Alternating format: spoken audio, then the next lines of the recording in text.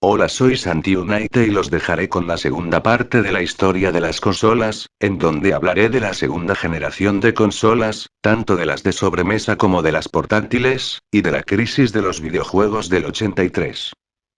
Aclaraciones.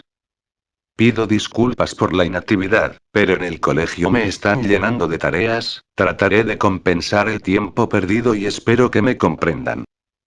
Ya teniendo esto claro, comencemos. Segunda generación de consolas. Consolas de sobremesa.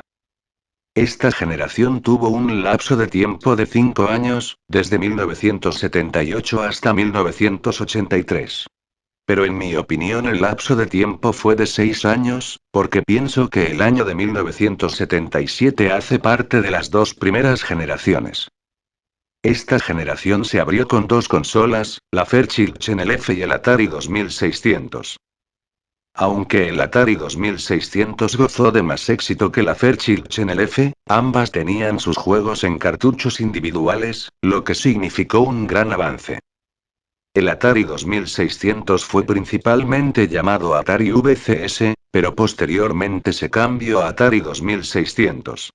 Tenía un amplio catálogo, tanto de juegos de otras empresas, como de juegos propios. Esta consola tenía una característica especial y era que cualquier persona podía crear y programar un juego para esta, un factor muy importante en la crisis del 83. Esta consola fue la que dominó gran parte del mercado de esta generación. Luego llegó la Intellivision, la consola de Mattel, fue la primera consola con CPU de 16 bits de la historia, aunque esta característica fue propia de la cuarta generación, ya que las tres primeras generaciones fueron de 8 bits. Fue la única consola capaz de hacerle competencia al Atari 2600, ya que esta consola robó gran parte del mercado de Atari. Atari y Coleco reaccionaron a esto y sacaron otras consolas. Atari lanzó el Atari 5200, la cual no obtuvo la popularidad de su antecesor, y gracias a esta fue sacada del mercado y relanzaron el Atari 2600. Coleco vio la oportunidad de lanzar otra consola al ver que Atari había perdido el poderío del mercado, lanzaron la ColecoVision y por el contrario de su exitosa predecesora, la Coleco Telstar, la ColecoVision tuvo una popularidad aún menor que el Atari 5200.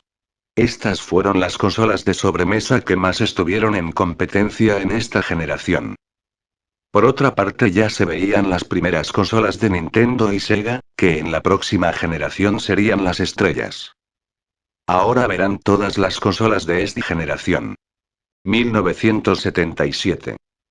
60 consolas, este fue el año donde más consolas de sobremesa salieron al mercado en toda la historia.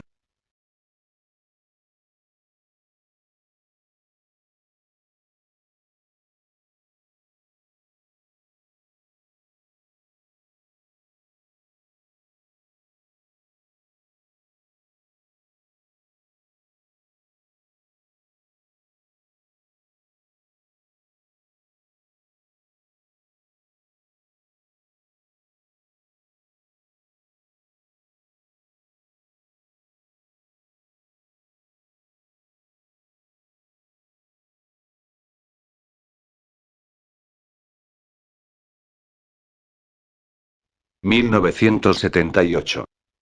45 consolas, este fue el segundo año donde más consolas de sobremesa salieron al mercado en toda la historia. Después de estos 2 años no salieron al mercado más de 30 consolas en un año.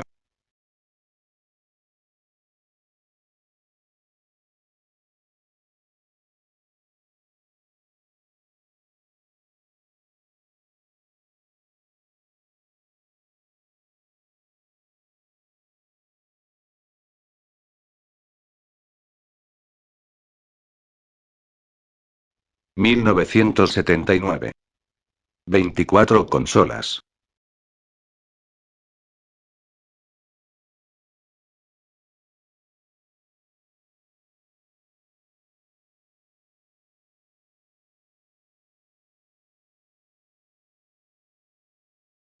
1980.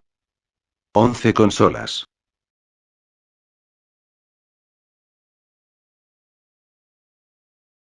1981. 6 consolas. 1982. 18 consolas.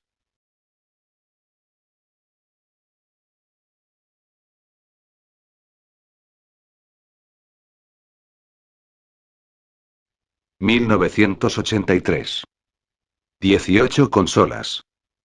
Como dato curioso, esta fue la generación donde más consolas de sobremesa estaban en circulación. Consolas portátiles.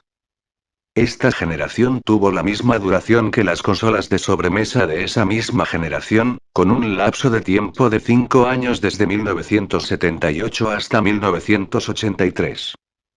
Esta generación tuvo 3 consolas y fueron Milton Bradley Microvision, y Entex Selecta Game.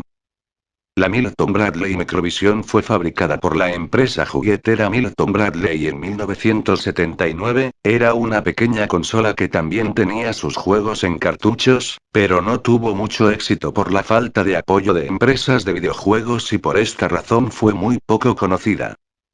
La Entex Selecta Game fue fabricada por Entex en 1982, era una consola que solo contaba con 6 juegos y gozó de mucha menos popularidad que la consola Microvision. Estas dos consolas fueron las únicas de esta generación. Esta generación tanto de consolas de sobremesa como de consolas portátiles fue terminada por la crisis del videojuego del 83. Crisis del videojuego del 83.